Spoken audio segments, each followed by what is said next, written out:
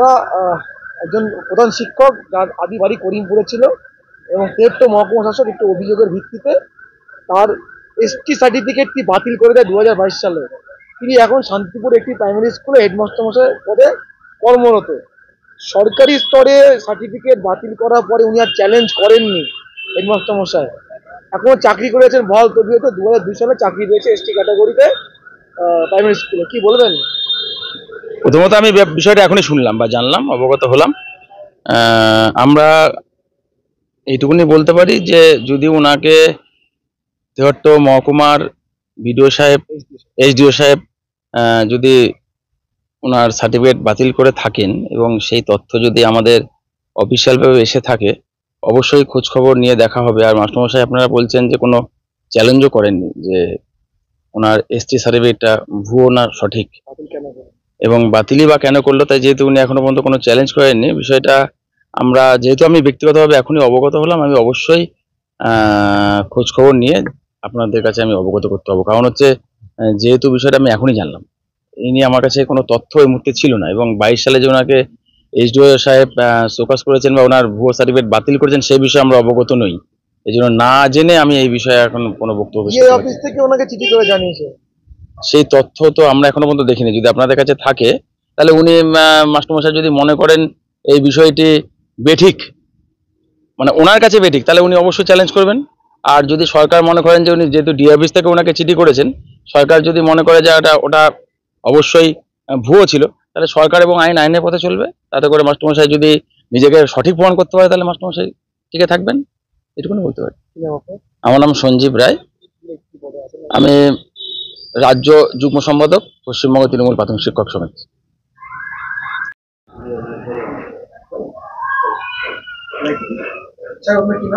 আমার নাম মনোজ কুমার বিশ্বাস, বাবার নাম লেপ মনমোহননাথ বিশ্বাস। আমি বর্তমানে কালীপদ ঘোষ সিটি প্রাথমিক বিদ্যালয়ের প্রধান শিক্ষক। আমি 2002 সালের এপ্রিল মাসে।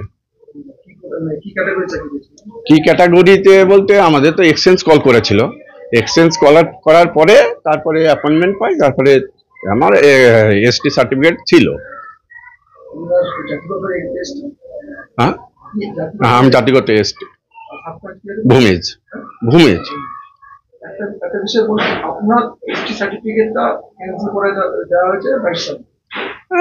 তারিখ আমার মনে নেই, তো বলতে পারবো। আমি যখন ক্যান্সেল করে তখন আমি জানতাম না, উনি কিন্তু জমা নিয়েছিল আগে এসডিও সাহেব তেহট্ট, তারপরে জমা নিয়েছে, হিয়ারিং হয়েছিল, জমা নিল, তারপরে আমি জানি কিছু রিপোর্ট আসবে আমার কাছে, তারপরে আর কোনো রিপোর্ট আসেনি। না, আমি আমাকে না জানিয়ে ওটা ইয়ে হয়েছে, মানে ক্যান্সেল হয়েছে। জমা নিয়েছিল উনি, ক্যান্সেল জানলাম, আমার চিঠি এসেছিল অফিস থেকে, তারপরে আমি গেছিলাম সেখানে, তখন গিয়ে বলে যে আপনাদের সার্টিফিকেট ক্যান্সেল হয়েছে। আপনার সার্টিফিকেট ক্যান্সেল হয়েছে, আপনি নিজে বলছেন এসটি ভূমিজ, আপনি চ্যালেঞ্জ করেননি? না, চ্যালেঞ্জ করিনি।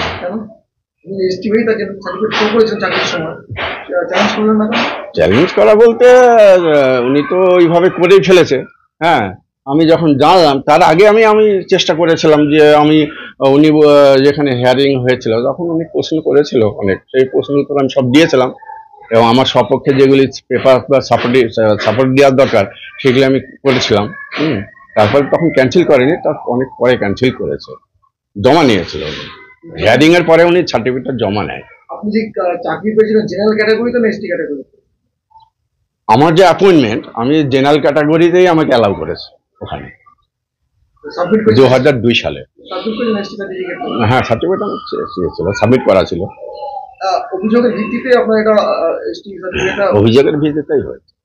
তাহলে আপনি যেন চ্যালেঞ্জ করলেন, আপনি ভূমিজ এসটি হয়ে থাকেন, চ্যালেঞ্জ কেন করলেন না? কোনো চ্যালেঞ্জ আমি করিনি, আসলে নানান ব্যস্ততার মধ্যে দিয়ে, তারপরে শারীরিক অবস্থাটাও ভালো যাচ্ছে না, এইসব নানান কারণে আমি চ্যালেঞ্জ করিনি।